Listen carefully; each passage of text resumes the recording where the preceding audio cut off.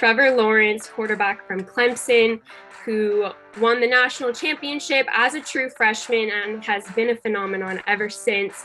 Finished his college career with a 34-2 record, with those only losses coming in that championship game.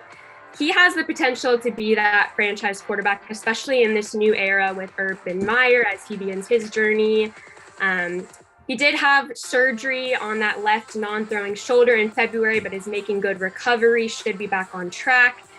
And, with Trevor, as everyone said, strong arm, can make pretty much any throw in the playbook, as we've seen at Clemson. He has that natural accuracy, great timing, but most importantly, the ability to scramble and make runs on his own. And he has the potential to become an NFL great. But all signs are pointing to the Jets selecting the BYU product, Zach Wilson. He can make every throw in the book from different arm angles, from different areas on the field. He's also really fast. And obviously the Jets in the new Robert Saleh era, they need a quarterback, they need a guy to go with for the foreseeable future. And there's really no one better than Zach Wilson to take with this pick. Although he, hasn't played against the most elite competition throughout his career, he has proven time and time again that he is far and away one of the most talented, if not the most talented quarterback in this class. So it's going to be your boy from Ohio State, Justin Fields. Drew's going to love that pick. Justin Fields has a good track record. He started a lot of games in college. He's played well against most of his competition, save for Northwestern in the Big Ten Championship. But he tore up Clemson in the college football semifinals, and I feel like he could be a really good quarterback for the Niners system and Kyle Shanahan. I think it's a home run if they take Justin Fields. Go after Kyle Pitts, a tight end with tremendous talent, a specimen who was built in the lab. He can line up as a receiver. He high points balls. He has great hands. And he's a one-on-one nightmare for any cornerback, safety, linebacker in the NFL. And why I like this pick is because they have a new head coach, Arthur Smith, who comes to Atlanta. Arthur Smith is known for making tight ends in this league.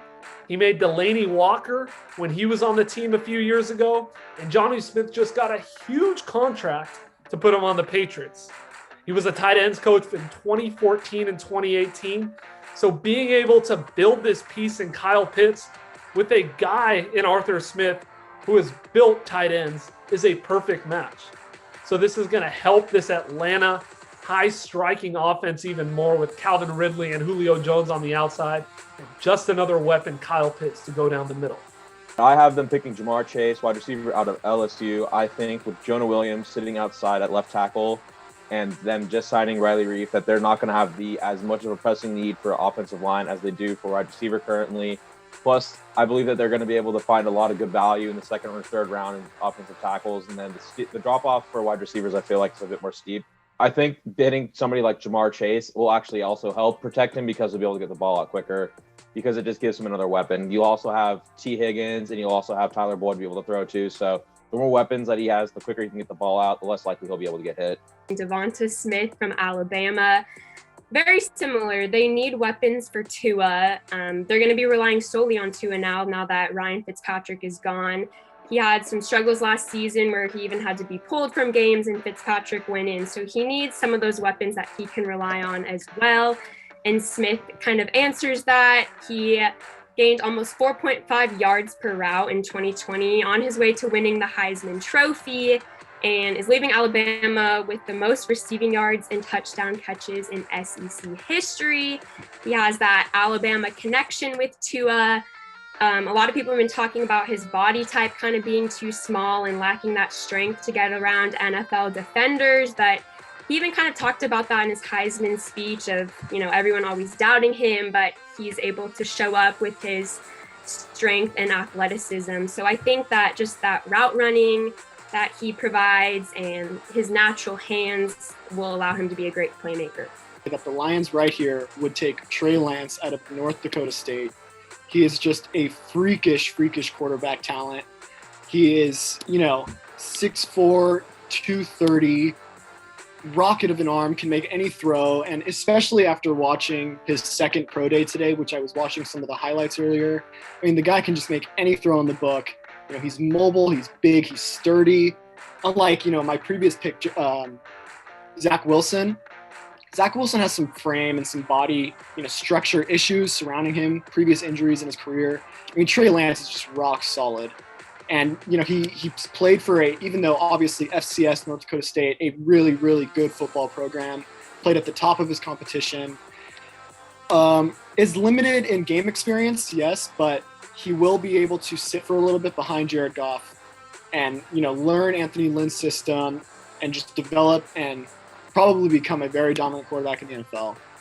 I'm going to go the SEC Defensive Player of the Year, Patrick Surtain, a guy that's comfortable out there, uses his hands at the line of scrimmage constantly, hardly allows separation in the first 10 yards, and if he does get beat, he has great recovery speed. He also uses a peanut punch a lot, 3 forced fumbles in 2019, and he's consistent. He stays on the field 38 consecutive starts. And I think it's much needed because Dante Jackson was supposed to be a star for the Panthers, but he's constantly getting hurt, and he's in the final year of his contract. We ended up getting Rasul Douglas, who played consistent at times, but also got beat a lot. And signing A.J. Boye will help, but we need someone to replace him in the future or play opposite of him, and Patrick Surtain is the guy. Broncos are going to run to the podium and select Penei Sewell, offensive tackle out of Oregon. He is a beast. He's being hyped up as one of the highest, one of the best generational prospects of I don't even know when the last time somebody's been compared to him, right? This dude's a beast. He's like over 330 pounds. He ran like a sub 5'1", 40-yard dash. He is super athletic. The only knock against him is that people project him to be, maybe not an offensive tackle, but moving in towards guard. But I think that a lot of those problems that people have are overblown. And I think he's going to be a monster on the Broncos offensive line for years to come. Caleb Farley is an amazing prospect coming out of college, insanely fast, built with a great size to defend those larger wide receivers that you see more and more of in the NFL. In the 2019 season, he had 12 passes defended and 4 interceptions at a very, very prestigious school. He has a great ability to transition to the NFL game. He is kind of the premier cornerback prospect in this draft. I think the guy with the highest ceiling of any secondary player going in the draft. So we're going to take Rashawn Slater, the O-lineman from Northwestern. Full Midwestern boy that you can just put in at right tackle or left tackle if they need him to play it. And I feel like he'll be a guy who will be there for the next 10 years. Jalen Waddle from Alabama, a human Tyreek Hill-like cheat code with amazing speed. And to prove that, 11 of his touchdowns in college were over 50 yards.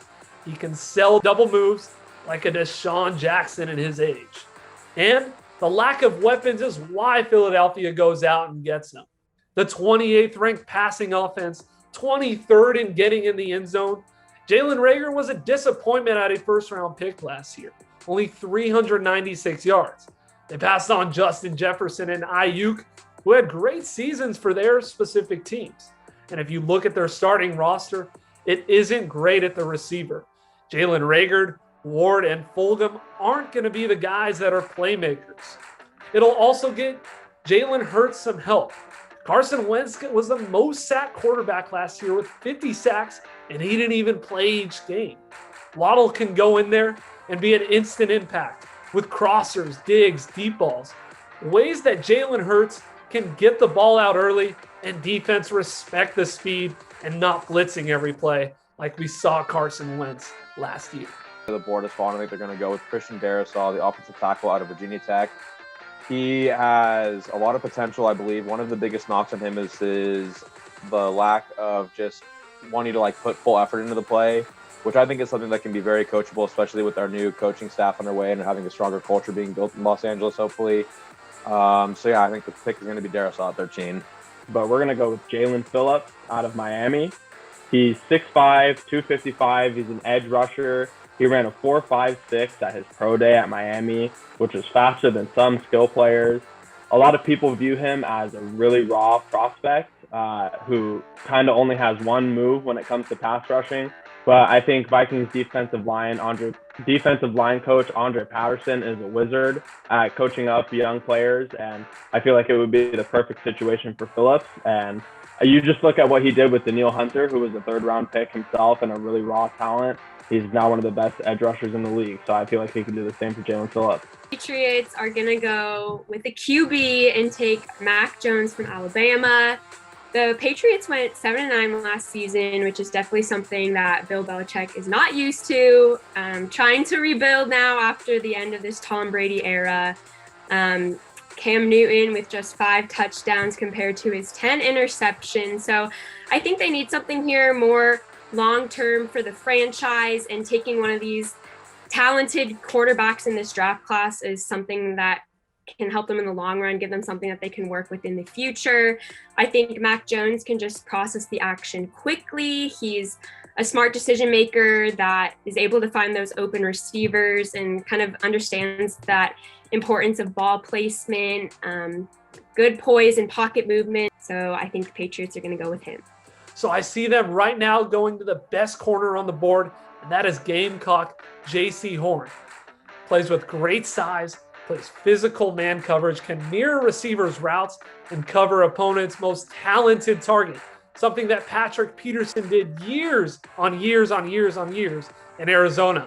And for the last couple of years, that was shutting down DK Metcalf. But I think J.C. Horn at this current stage could be an upgrade for the Cardinals. Their corners last year ranked 25th in outside coverage grade and were 21st in takeaways. And losing Patrick Peterson and Dre Kirkpatrick does hurt, but I think a J.C. Horn comes in there and makes an instant impact alongside Malcolm Butler, who was signed from the Tennessee Titans. Micah Parsons is just staring right at me. You know, he's a widely renowned top 10 prospect in this draft, and just a freakish sideline to sideline linebacker that would fit perfectly in in Gus Bradley's defensive system.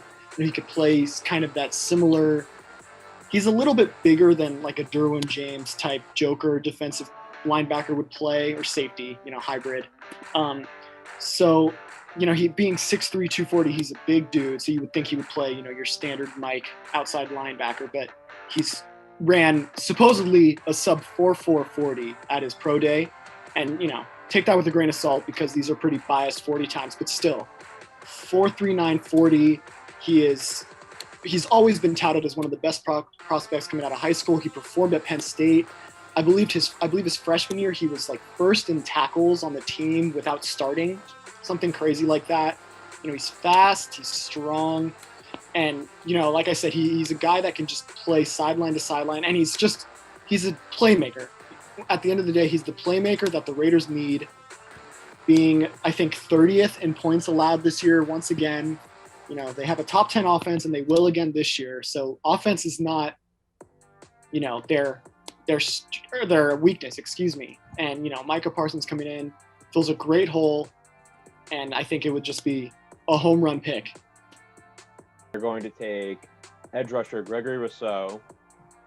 So I think this pick, some may see this as a reach because Rousseau's only ever played one season in college football, so he might not have the experience. But the potential for someone like him, I think Brian Flores is going to be able to tap into that potential, and I think that he's going to do a great job of unleashing Rousseau into the NFL. Pick 19, I think the Washington football team is going to go with Elijah Vera Tucker, the offensive tackle.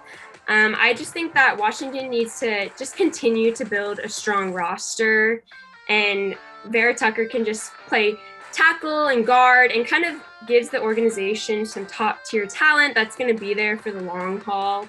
They have Brandon Sheriff on the franchise tag for 2021. So this is kind of someone that they can consider for the future looking ahead. I think he's balanced, he is agile, he can stay patient, under control through everything. Physical hands, kind of maintains that space between defenders and just has that strength to win those battles. I've seen a lot about his coaches raving about just his mental toughness as well, and just the competitive aspect he brings. So I think that's the direction Washington can go here. I'll have them take Rashad Bateman out of Minnesota. He he's just a really solid prospect. He's got good size, 6'2", 210, really good speed for someone that size at 4'4". He's being that big. He's good off the snap. Cornerbacks are gonna have a tough time pressing up on him, and he's got crisp route running, and I think that having someone there for the future with the uncertainties surrounding Allen Robinson and Anthony Miller going forward, I think will be really good for the Bears, for him to form a rapport with Andy Dalton or whoever the next quarterback is. I think he's just a really solid prospect. He's good in the air. He runs good routes. He needs to work on catching the ball a little bit better. He's had some pretty easy drops throughout his college career, but I think fixing that up, he's a really solid prospect with really good value here at Tennessee. With Kwity Paye, the Michigan star, on the board, you go get him. Had the best pass rush win rate in the Big Ten last season. Very technically sound, great work ethic, never gives up on plays, and the true leader the Colts need right now. The Colts defense is a strong, fast one. They like to get to the quarterback. They like to get to the ball fast. And last year, their edge defenders weren't that great. They were 25th in the league in getting to the quarterback. They recently lost Justin Houston and Danico Autry. And on the roster, they have one player, DeForest Buckner, with 5 sacks in the 2020 season. I see Kwity Paye coming in, making an instant impact and getting about 8 to 9 sacks. I'm going to go with wide receiver Terrence Marshall out of LSU.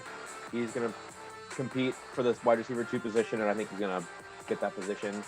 That'll help out Ryan Tannehill. That'll also help out Derrick Henry in the long run, because the defenses are going to have to respect the pass. So if Ryan Tannehill is only going to be able to throw to A.J. Brown, then, yeah. Anyway, so I'm taking Terrence Marshall. At 23 here, I have the Jets taking Jeremiah Owusu-Koramoah, the linebacker from Notre Dame. He's had a combination of 142 tackles, 24.5 tackles for loss, 10 sacks, 5 forced fumbles. He just has had an incredible career at Notre Dame. And I think the Jets, for him here at the Jets, I think he's versatile because he can kind of play that hybrid between a linebacker and a defensive back. He can kind of move around the field and take on kind of different assignments on any given play, whether that's covering a wide receiver kind of deep back in the field, or kind of going inside to kind of break up running plays like a traditional run back linebacker. So, and then also I think he just has that rare level of explosiveness, the speed, and all of that. So I think, and the Jets here, as they're starting to rebuild, he's going to be that strength that they're going to need. So I think they'll go secondary, more specifically cornerback, and take Greg Newsome the second. He played really well for Northwestern in a, granted, not the best quarterback-heavy conference in the Big Ten, but still played really well. Played well against Ohio State, and he's got solid size at 6'2". He doesn't have the most sturdy frame, but that being said, he's still a pretty good tackler, and he's not great against the run, but with the Steelers having the front seven that they do, I think it's good for him that he gets to focus more in the passing game, which he's really technically sound at. He's good at pressing receivers up close, and I think that taking a cornerback here would be really good for the Steelers and their depth in the secondary, which is frankly not great at all, other than they have Joe Hayden, but Mike Hilton signed with the Bengals, I believe. So I think taking the Northwestern product here would be really good. Would be a really good addition for them going forward and shoring up that secondary. I think he could start pretty, if not his rookie year, definitely by his second year with good technique and progress. They're going to go after D tackle from Alabama, Christian Barmore, the hottest player on this draft board. I'll tell you why. 16 pressures, 10 hurries, 5 sacks in 5 games prior to his national championship. And in that national championship, he was the defensive MVP. And the coach opposite, coaching Ohio State, Urban Meyer, the current coach of the Jacksonville Jaguars, He saw what Barmore could do firsthand, and I think he's a great piece with a blend of power, length, athleticism, nicely directs to action, can get off a double team, and is explosive. And that explosiveness is going to be a great piece to this rebuild in Jacksonville. Linebacker Zaven Collins out of Tulsa. He is an athletic monster. I think he's going to provide a lot of versatility for them in the linebacking core. I think he's going to do a great job of being able to cover tight ends and just cover in general, cover running backs. It's also going to help that he's super athletic, being in the division with Lamar Jackson, being able to help contain him and his poopy pants. So I think that the pick is going to be Zaven Collins, the linebacker out of Tulsa for the Cleveland Browns. I have the Baltimore Ravens taking Rondale Moore, the wide receiver from Purdue. I think if any team could use some help when it comes to wide receivers, the Baltimore Ravens could just continue to add depth. No other team had fewer attempted passes or receiving yards than the Ravens did in 2020. They do have a strong run game, but it's not very useful. Teams are able to shut them down, so they need to just be able to just strengthen the pass game as well. So I think Moore would just be able to give Lamar Jackson another receiver that he could trust and target, aside from having Marquise Brown and Sammy Watkins. But they'll just continue to kind of add depth to the wide receiver chart and just continue to develop that area. Here they'll take Asante Samuel Jr., who obviously is the son of NFLer Asante Samuel. So he's just been around football his whole life. He's a really solid player in college. A little bit undersized at 5'10", I think 190-ish, somewhere in there. So there might be some concerns with him, say, in the red zone or matching up against these big receivers that we see in the NFL nowadays. But he's still really physical for his size. He's good at getting to the ball. And I think that he'll be a really solid pick here for the Saints going forward. And I think they'll be happy with this one. Brandon Dickerson will slot in perfectly for Corey Linsley's vacated spot. He's had tons of success at the highest levels of college football. He's helped protect Mac Jones incredibly well for this past season. He's been a great premier offensive lineman who has been the commanding player in that offensive line at Alabama for the past few years. I think he's steal here at 29 because he's insanely versatile, amazing in pass protection, which is what they need. They need to keep Aaron Rodgers healthy and on his feet so he doesn't take more hits and he's able to play in the NFL for a longer period of time. He's also a very high IQ player, and I think he could easily step in and be a vocal leader on the Packers offensive line. His biggest concern, probably by far, is his injury history. He tore his ACL some point in the past, and he's had other issues with his knees and other leg injuries. However, I think his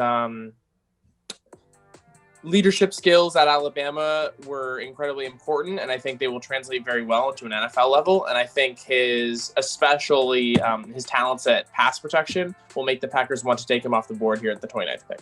Get Alabama's Najee Harris, a powerful running back, bringing the smash mouth mentality to Buffalo, has great cutbacks in the second level of defense.